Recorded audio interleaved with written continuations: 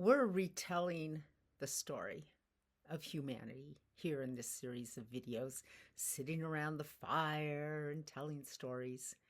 One of the things that I love to do is to watch TV and movies because this is our main storytelling medium today.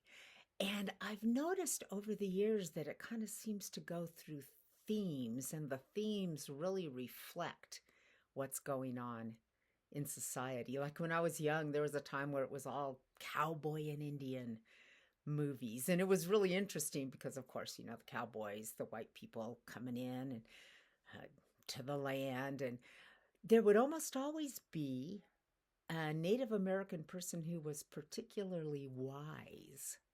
And it really affected me as a young person because it was kind of showing, look, there is something else available as a human being that was there before civilization. And I kind of caught it from these, small little snippets in these movies. So they were telling, the story of conquest, but, this kind of subtly came in where they were like sparking in little truths that the people that wrote it and created it probably didn't even know.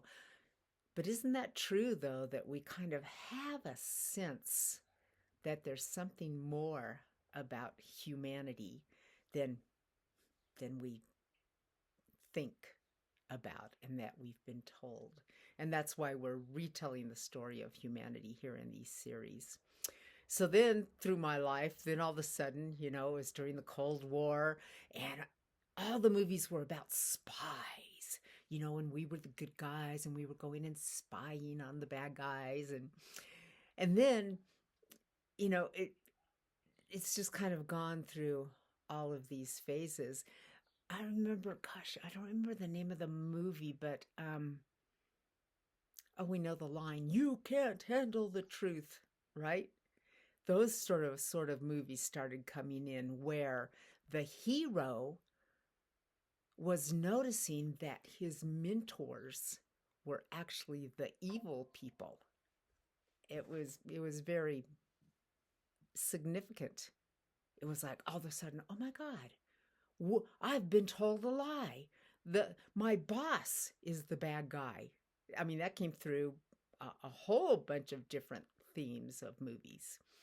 These days, the theme that I'm seeing in movies is, well, first of all, there's so many post-apocalyptic movies. Like, 30 years ago, that wasn't even a genre. Now it is. You type in post-apocalyptic movie and you got thousands and thousands of them to watch. But even in the post-apocalyptic movies, the theme is that everything is our parents' fault.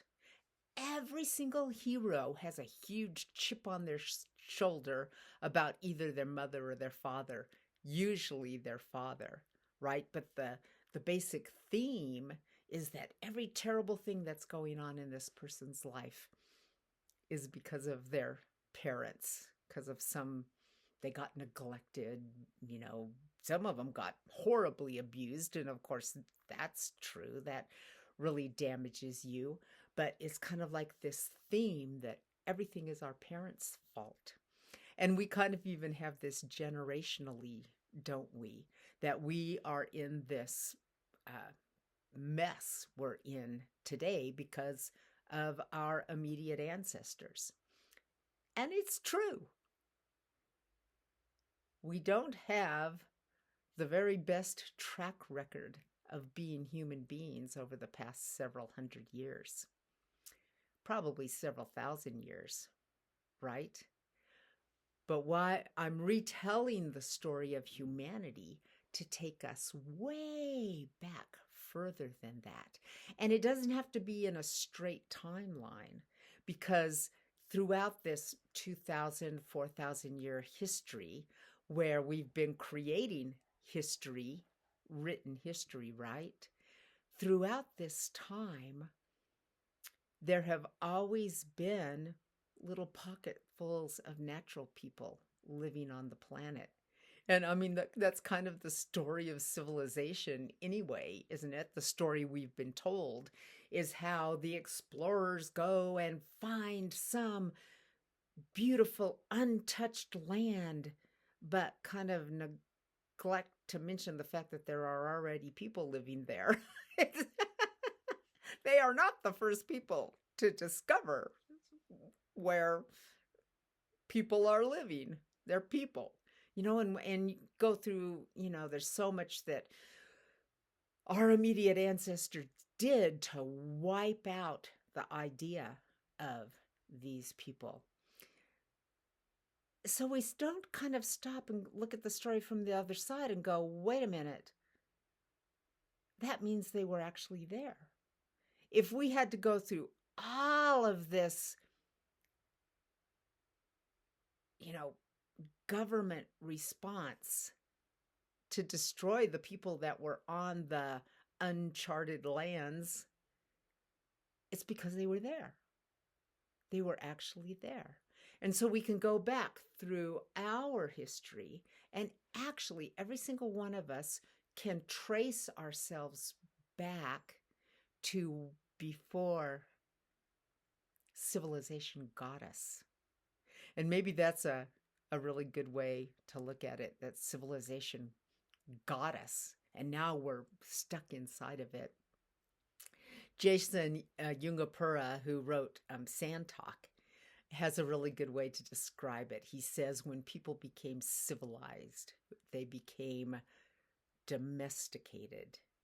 They became tamed and domesticated. So domesticated is a good way to look at it. But we can take ourselves back to the place where we were all living as natural human beings. And if you just put it into the slightest timeline, I mean, using the very easiest math that you can possibly use, you see that the vast history past of humanity was living in this natural state. And it's only been this little teeny tiny sliver at the end that we happen to be in that's been living in this destructive state. Tamed, domesticated, hierarchy. You can't be domesticated, right? Unless somebody domesticated you, unless somebody's owning you, right? Maybe that's a good way to talk about it, that through most of human history, we were not owned by anybody, and now we are. So when we start looking at this long history of humanity and putting ourselves in it, then we can start rebuilding a different story of who we actually are. We are not this tamed, domesticated, owned person. That is not our natural state. Our natural state is freedom. And even Buddha and all the enlightened masters use the word freedom and the word enlightenment together. It's freedom from, the thought processes that have been imposed on us, that have made us get lost in the mind. So I love watching TV because it kind of shows us where we are on this timeline. Now, something really interesting is starting to come into human consciousness, and you can see it reflected in TV shows. It's only like 2 years, 4 years, slight amount of time that all of a sudden women are the heroes of stories. They're the heroes of TV shows. They're the detectives. They are the FBI agent. I mean, we have movies now, totally unrealistic fight scenes, but let's face it, the fight scenes have always been really unrealistic, right? Where this little tiny gal, 5'5", and she can wipe out 20 big, huge guys by jumping around and going upside down and running up walls and kicking them, and it's fun to watch. But all of a sudden, I mean, this is just new. I mean, you go back um, a decade, and literally the only role that that women had, women humans, the only role that women had was to get the boyfriend or to get married or, who they were going to fall in love with or something like that. But the actual hero of the story was always a guy. So look how that's just totally changed. But there is another little genre coming in. And I'm going to go down in the description of this video and put in some really good movies that I've seen lately. But it's movies that have indigenous people either as actual stars of the show or as a side character that's bringing in some really interesting wisdom and they're being listened to. And so it's kind of like the theme of these movies are, oh, there is this natural human wisdom that is still available to us on the planet.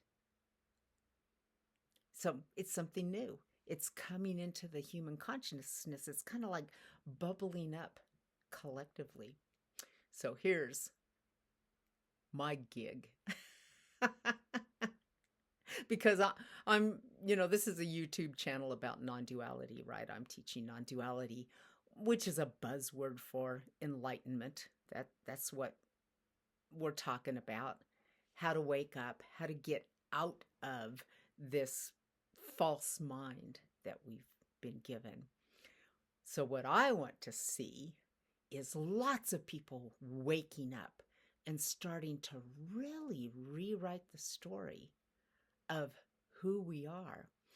And the reason is because once you really wake up, your thought systems become very fluid and you're able to start seeing things from a different perspective and not just getting stuck in our conditionings. It's kind of like going into a state of constant curiosity. And maybe that's the clue right there, because whether you've had some big awakening experience or not, you can live in a state of constant curiosity. What if it was the other way around? What if that was change? Where did I get this idea? Constantly scrubbing ourselves clean of our concepts. And full circle, that's right back to what non-duality is. It's saying it's not two, which literally is talking about your mind. It's not talking about number of trees in the forest or number of people or even number of ideas. It's talking about you feeling separate from things that are outside of you because you use your mind to define those things. So non-duality is literally talking about scrubbing ourselves clean of misconceptions. The more we do that, the more we're going to find ourselves living in this state of the authentic, real human being. And real human beings are able to come together and learn how to live well within our ecosystem, within our societies. So let's start rewriting that story. What would that look like?